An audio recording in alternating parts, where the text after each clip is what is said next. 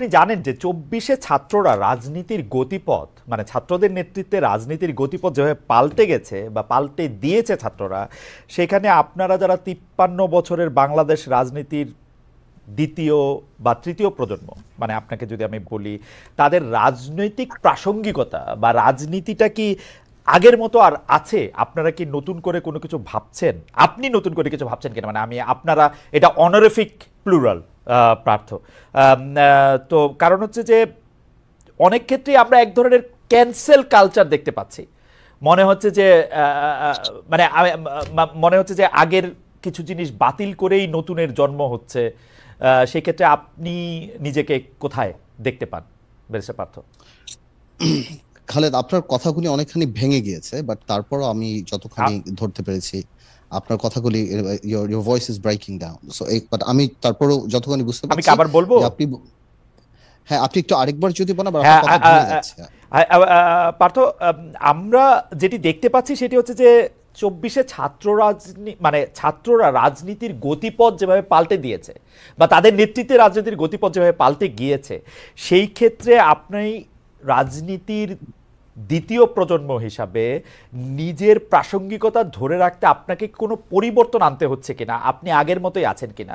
বিশেষ করে আমরা দেখতে পাচ্ছি যে একটা ক্যান্সেল কালচার আমরা স্পষ্ট দেখতে পাচ্ছি, একে বাতিল করে দেয়, একে বাদ করে দেয়, একে ক্যান্সেল করে দেওয়া, এবং সেটা আবার খুব গর্ব করে বলা। আপনি সেটাকে কিভাবে দেখেন ব্যারিস্টার পার্থ?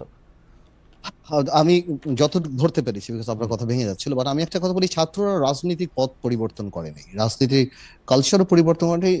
ছাত্রদের নেতৃত্বে একটা বড় ফাউন্ডেশন যেটা আগে ছিল সেটার উপরে ছাত্ররা নেতৃত্ব দিয়ে একটা সরকার, স্বৈরাচার সরকারকে পতন করিয়েছে।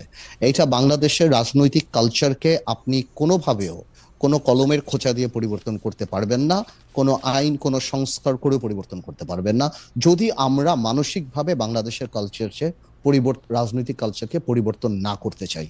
আপনি যত সংস্কার করেন, যাই করেন, যারাই ক্ষমতা আসবে তারা যদি অ্যাবিউজ করতে চায় ওনারা অ্যাবিউজ করবেন, আর মানসিকতায় যদি অ্যাবিউজ না থাকে তাহলে এই অ্যাবিউজ হবে না। সুতরাং অনেকেই মনে করে হ্যাঁ, সংস্কারকে আমরা ওয়েলকাম জানিয়েছি, এখনো জানাই। আর আপনি যদি আমাদের কথা বলার চেষ্টা করেন, আমাদের রাজনৈতিক মোটো বা আমার বাংলাদেশ জাতীয় পার্টি বিজেপিতে আমি যেই দলের চেয়ারম্যান, আমাদের মোটোটা সম্পূর্ণ ডিফারেন্ট। আমি আমার জায়গা থেকে, আমার স্বল্প পরিসরে যেখানে আমি কাজ করি, আমি এই জিনিসটাই উপলব্ধি করতে পেরেছি যে ভালো ভালো রাজনীতি আনতে হলে ভালো রাজনৈতিক মানুষের রাজনীতিতে আসতে হবে, এছাড়া আর কোনো ওয়ে নাই। সুতরাং আমরা ওই ক্যাম্পেইনই করছি, যার কারণে আমরা ঢাকা বলেন, বাইরে বলেন, আমরা সমাজে সেই গ্রহণযোগ্য মানুষগুলিকে রাজনীতিতে আনার চেষ্টা করছি, যাতে আমরা আমাদের মানসিকতায় we can accommodate more intelligent and more political people than us. এটা যদি হয়, এই মানসিকতা থাকলেই আপনি বাংলাদেশকে পরিবর্তন করতে পারবেন। আদারওয়াইজ কোনো আইন করে, কোনো সংস্কার করে এগুলি লোক দেখানো হবে এবং এগুলি টিকবে না। আমরা জনাব আন্দোলিব রহমান পার্থকে শুনলাম। আমরা যখন আবার আন্দোলিব রহমান পার্থর কাছে ফিরবো, তখন তার একটা কোটেশন নিয়ে আমি একটু কথা বলতে চাইবো, তার কাছে একটু জানতে চাইবো যে আপনাকে কোট করা হয়েছে বা আমি কোট করছি এরকম যে আমাদের দেশে ভালো মানুষ লাগবে, ভালো মানুষ ভালো হলে সব ঠিক হয়ে যাবে। এই ব্যাপারটার ক্ষেত্রে আপনার মানে এখন এইটার একটু ইলাবোরেশন আমরা একটু চাইবো যে আপনি মানুষ ভালো বলতে সিস্টেম পুরা একটা তাত্ত্বিকভাবে বা কোনভাবে আসলে মানুষকে ভালো হতে বলছেন এবং সে ভালো হওয়াটা আসলে কিভাবে সম্ভব। আমরা একটু জনাব মাহির কাছে ফিরি। জনাব মাহি, আপনি জনাব বদরুদ্দোজা চৌধুরীর জানাজায় দাঁড়িয়ে বলেছিলেন যে বি চৌধুরী সাহেবের শোবার ঘরে জিয়াউর রহমানের ছবি আছে, এবং যখন বেগম খালেদা জিয়া চিকিৎসার জন্য লন্ডন গিয়েছেন তার আগে আপনি ফেসবুকে তাকে শুভকামনাও জানিয়েছেন। আপনি কি এর মাধ্যমে বিএনপিকে কোনো বার্তা দিতে চান? আমাদের প্রশ্নটা হচ্ছে এই জায়গায় যে কেউ কেউ বলেন বিএনপির সঙ্গে আপনাদের যে দূরত্ব, মানে সেটা জনাব চৌধুরী আজ নেই পৃথিবীতে, সেই দূরত্বের কারণ হচ্ছেন আপনার সাথে জনাব তারেক রহমানের সরাসরি দ্বন্দ্বের কারণেই বিকল্পধারা আর বিএনপি দু জায়গায় অবস্থান করতেছে। আপনি কি এটা নিয়ে কিছু বলবেন মাহি ভাই? আহ, না, আপনার পার্থর সাথে আলোচনাটা অত্যন্ত চমৎকার কিছু বিষয় নিয়ে আলোচনা হচ্ছিল, সেখানে কিছু বলতে পারলে একটু সুবিধা হতো, বা তারপর না, আপনি বলতে চাইলে বলতে পারেন, ভাই, তারপর আপনি আমি বলেন। আপনার প্রশ্নের আগে উত্তর দিয়ে নেই। জি। জনাব তারেক রহমানের সাথে কোনো বিরোধ আমার কখনোই ছিল না, ব্যক্তিগত দ্বন্দ্বের কোনো প্রশ্নই ওঠে না। আমাদের একটা রাজনৈতিক একটা মত পার্থক্যের জায়গা ছিল, এবং সেই মত পার্থক্যের জায়গার পরও আমি আবার একটু মনে করিয়ে দিচ্ছি, কারণ মানুষের অনেক সময় ভুলে যায়। আমাদের কিন্তু 2004 বিকল্পধারা জন্মের পরে আমাদের 2008 যে নির্বাচন, সেটা আমরা বিকল্পধারা থেকে আলাদাভাবে অংশগ্রহণ করেছিলাম। পরবর্তীতে 2009 সাল থেকে কিন্তু আমরা বিএনপির সাথে যুগপৎ আন্দোলনের রাজপথে ছিলাম। আমরা একসাথে 2014 নির্বাচন বয়কট করেছি।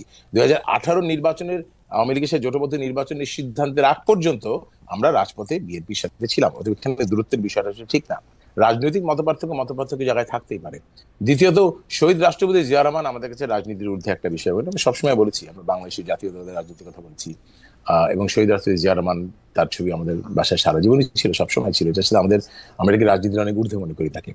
আর বেগম দেশনেত্রী বেগম খালেদা জিয়া দেশের বাইরে যাওয়ার আগে এবার আমি যেই ফেসবুক পোস্ট দিয়েছি, সেটার সাথে রাজনীতির কোনো বিন্দু মাত্র সম্পর্ক নেই। সেটা আমি একেবারে সন্তানের জায়গা থেকে দাঁড়িয়ে আমি তার জন্য শুভকামনা করছি। কেন মাত্র এটা বলেছি, আমি ব্যাখ্যা করেছি কিছুদিন আগে আমার বাবা আমাদের ছেড়ে চলে গিয়েছেন, যে কারণে সেই জায়গাটায় দাঁড়িয়ে আমি আমার অনুভূতিটা ব্যাখ্যা করেছি।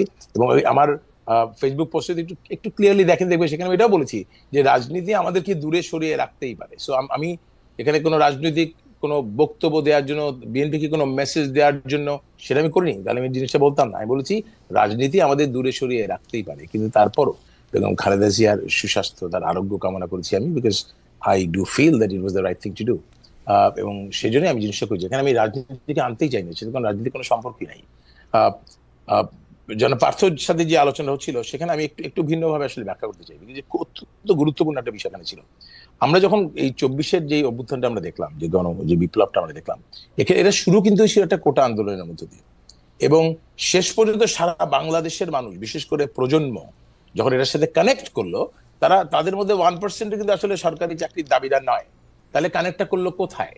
এখানে অত্যন্ত যে জিনিসটাকে আমি মনে আলোচনায় বারবার আমরা ভুলে যাচ্ছি, এখানে মূল শব্দটা কিন্তু ছিল বৈষম্য মুক্ত বাংলাদেশ চাই। এই জায়গায় কিন্তু প্রজন্ম কানেক্ট করেছে। এটা শুধুমাত্র সরকারি চাকরির যারা দাবিদার নয়, তারাও কিন্তু বৈষম্য শিকার।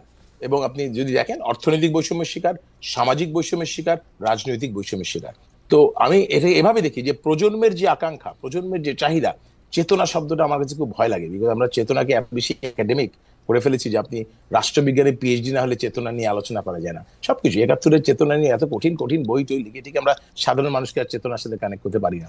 আপনি যদি জেনারেশনাল যেই আকাঙ্ক্ষা, অ্যাসপিরেশন দেখেন, 52 ভাষা আন্দোলনের পরে একটা জেনারেশন অ্যাসপিরেশন ছিল জাতি গঠনের, এবং তারপরে 71-এর